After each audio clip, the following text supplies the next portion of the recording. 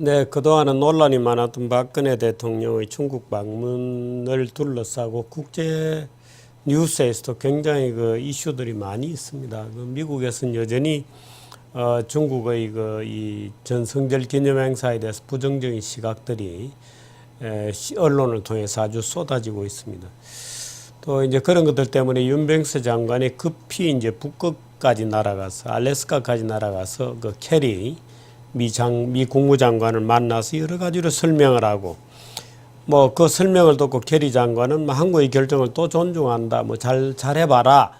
뭐 이런 여러 가지 이제 격려도 하고 충분히 이해를 했다. 이런 말까지 했습니다. 근데 충분히 이해를 했다. 또는 한국의 결정을 뭐 존중한다. 이런 표현은 사실 외교적으로 사실 굉장히 기분이 좋지 않을 경우에 이제 그렇게 표현하는 그런 말들입니다. 그래서 박근혜 대통령이 처음부터 중국의 전성절 행사에 가는 것 자체가 우리 정부가 너무 섣불리 결정을 해서 기정사실화되는 바람에 안 갈 수도 없고 질질 끌려가게 되는 이제 이런 외양을 취하게 되었습니다. 그런데 저는 몇 가지 점을 지적하고 싶은데 첫째는 중국 자신의 태도입니다.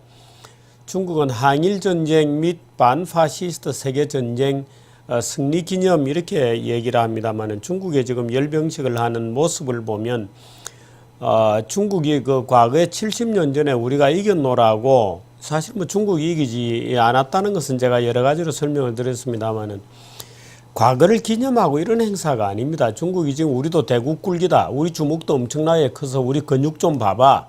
앞으로 중국에 대놓고 까불면 죽여버릴 거야 라고 소위 중국이 만든 현대식 무기들을 총동원해서 아마 정말 온 억제 힘을 주고 각을 세운 이제 열병식을 하게 되는 것 같습니다. 소위 밀리터리즘입니다.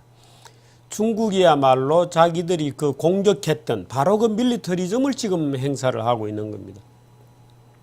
그런 역설이 있다는 것을 소위 일본 군국주의와 싸워 이겼다 이렇게 되어 있습니다만 오히려 지금이야말로 자기들이 바로 그 군국주의의 흉내를 내고 있다는 점을 우린 지적하지 않을 수 없고 중국은 그 점을 분명히 인식해야 됩니다. 실제로 일본과는 뭐 센카쿠 열도를 비롯한 여러 가지 이제 논란들이 문제가 됩니다만은 동진아해, 남진아해 그 전체에 걸쳐서 지금 필리핀이다, 인도네시아다, 말레이시아다, 베트남과 더불어 굉장히 많은 영토 분쟁들이 있고요. 심지어 이어도에 대해서까지도 중국이 여러 가지 논란을 벌였던 그런 것을 우리가 잘 기억하고 있습니다. 그런 점에서 사실은 그 중국의 열병식 행사라는 것이 서방을 향해서 자유진영을 향해서 일본과 미국을 향해서 한국을 향해서 앞으로 까불면 한 붙어보자 뭐 이런 식의 어떤 그런 대국 굴기다 우리도 우리 이제 좀 컸어 옛날의 중국이 아니야 뭐 이렇게 과시하는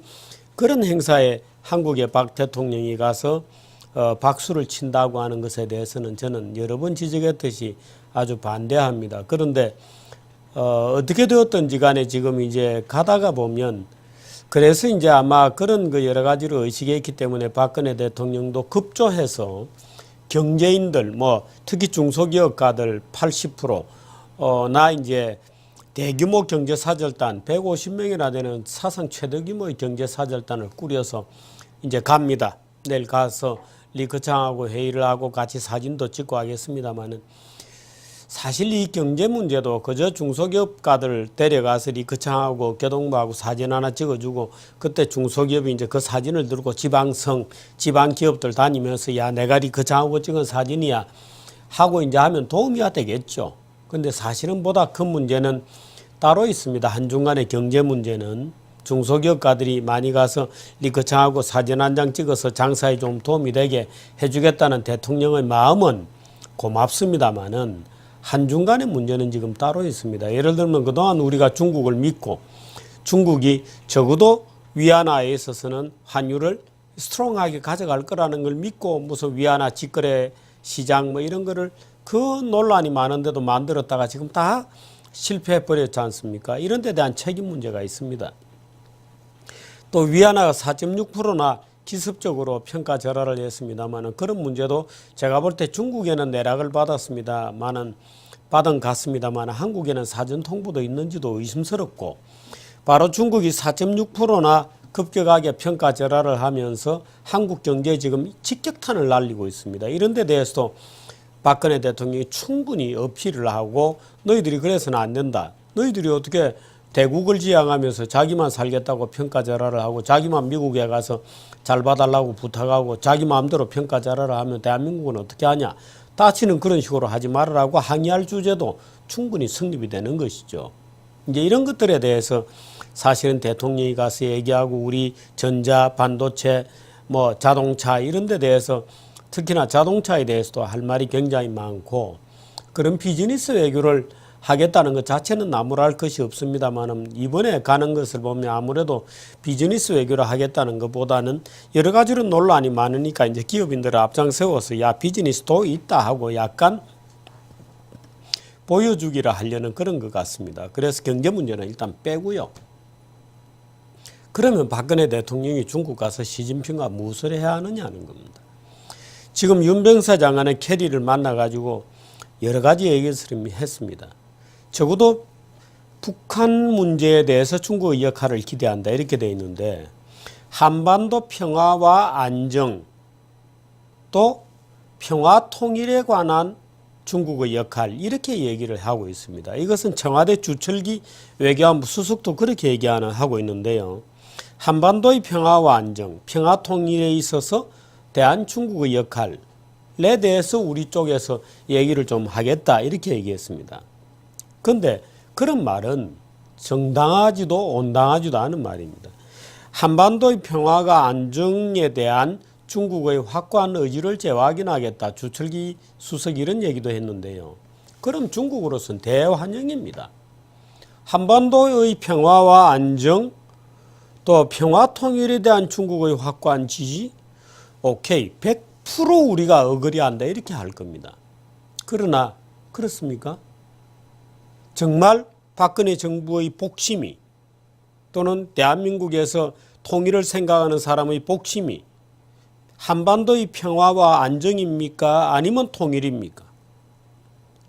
그럼 이 통일을 말할 때 합의에 의한 남북 간의 합의에 의한 평화 통일입니까? 진정 그렇습니까? 저는 그렇게 보지 않습니다.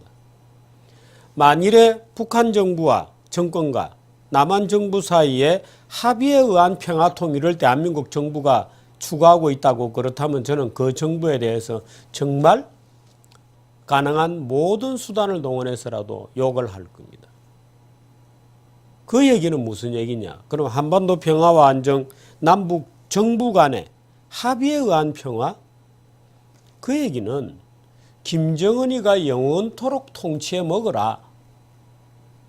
김일성이 김정일이 김정은으로 이어지는 3대 독재 세습 체제를 대한민국 정부가 인정해 준다. 북한 인민 2,500만 명이 그런 김정은이 같은 어처구니없는 정부의 노예적인 생활을 하고 노예적인 지위를 부여받아서 김정은에게 충성하는 신민으로서 앞으로도 살아가라는 것을 대한민국 정부가 용인한다는 얘기에 지나지 않는다 이겁니다. 그걸 우리 국민들을 받아라? 저는 받을 수 없습니다. 저는 그것은 불가능하다고 생각합니다. 김정은이 같은 독재 세습 독재자가 북한 인민들을 앞으로도 계속 지배해라. 그래서 평화와 안정 계속 지배하도록 해줄 테니까 지뢰도발 같은 거 하지 마라. 그게 조건입니까? 그럴 수 없죠. 이거는 인권의 문제입니다. 기본적으로 인간의 기본적인 가치, 어떤 국가의 기본적인 가치에 대한 문제입니다. 만일에 그걸 용인한다면 대한민국 정부도 정말 가치라고는 없는 중국만도 못한 김정은이와 비슷한 정부로 되고 마는 것이죠. 김정은 정부는 인정할 수 없습니다. 어떻게 인정합니까? 북한의 현존하는 권력 집단이기 때문에 부득이 여러 가지 행정처리상 북한 정부와 얘기해야 될 것도 있지만 무슨 평화통일 이런 얘기를 할 상대는 아닌 것이죠.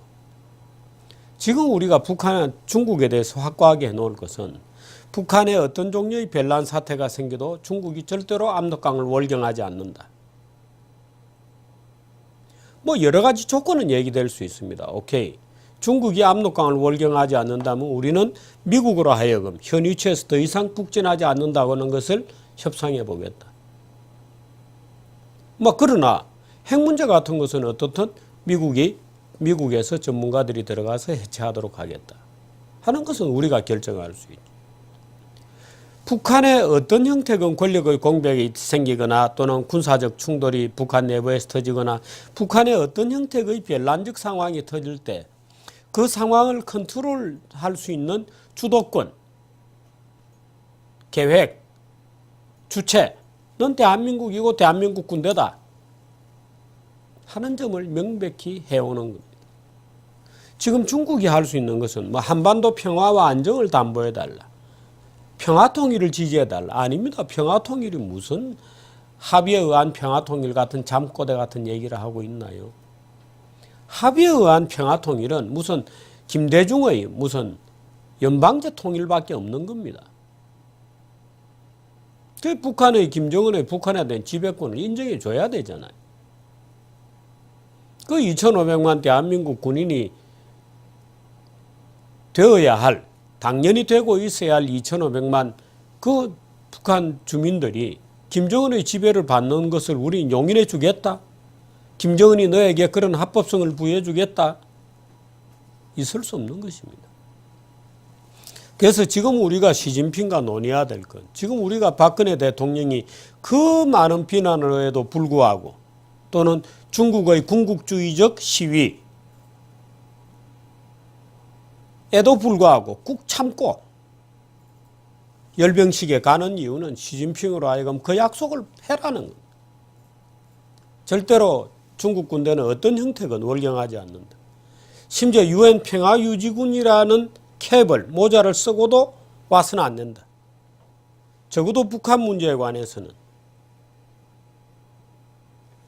대한민국이 주도권을 가지고 대한민국 군대에 의해서 해결한다 는 점을, 물론 이런 얘기를 하면 일각에서는 웃을 수도 있습니다. 야, 그 김치국 마시지 마라 말이야. 김정은이가 그래 호락호락하지 않을 것이다. 물론 그렇겠죠. 그러니까 시진핑하고 얘기를 해야 되는 겁니다.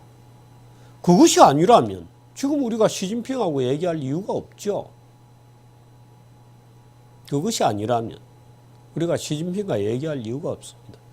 그것이 아니라면 박근혜 대통령이 미국의 오해, 뭐 오해인지 이해인지 모르겠습니다만, 또는 일본의 불만, 또 상당수 국민들의 오해와 불만을 무릅쓰고 북한에 시진핑의 전성절 행사에 가야 될 이유가 없는 겁니다. 그게 왜 갑니까? 중국이 지 근육 자랑한다는데, 중국이 이제 내 주먹도 세다 말이야 하고 그 아시아 국가들에 대해서, 일본에 대해서 이제 스카보로 쓰면 내가 그냥 비행장 짓겠단 말이야. 나도 항공모함 있어. 이거 힘 자랑하는데 거기 대한민국이 왜 갑니까? 거기에. 만일에 이 문제가 아니라면. 그렇고 기껏해서 한반도 비핵화와 평화와 안정, 그건 김정은의 체제를 인정해 주자는 것인데 이런 용어를 쓰면서 시진핑과 무슨 합의를 한다는 거예요.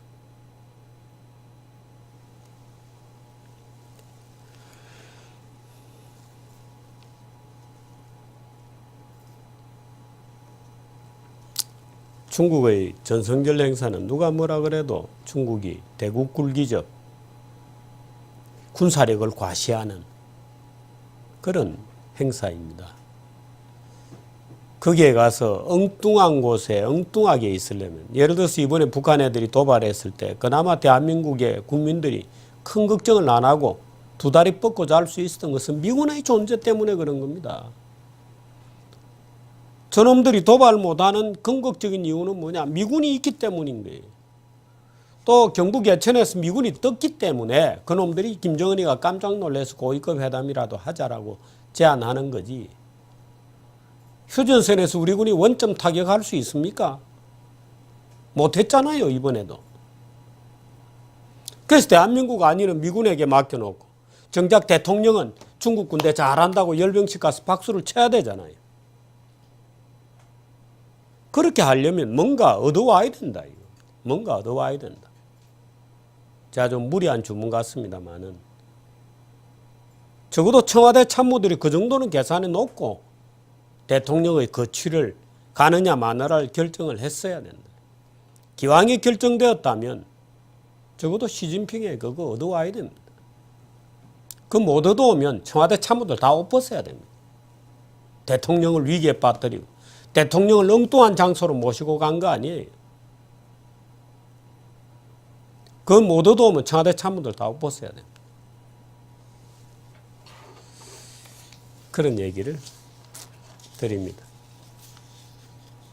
기업인들 많이 데리고 한다고 그게 경제회담이 되는 게 아니라는 것은 대통령께서도 잘 아실 것 같습니다. 잘 다녀오시기를 또 성과가 있어야 한다는 점을 다시 한번 강조를 드립니다. 여기까지 하겠습니다.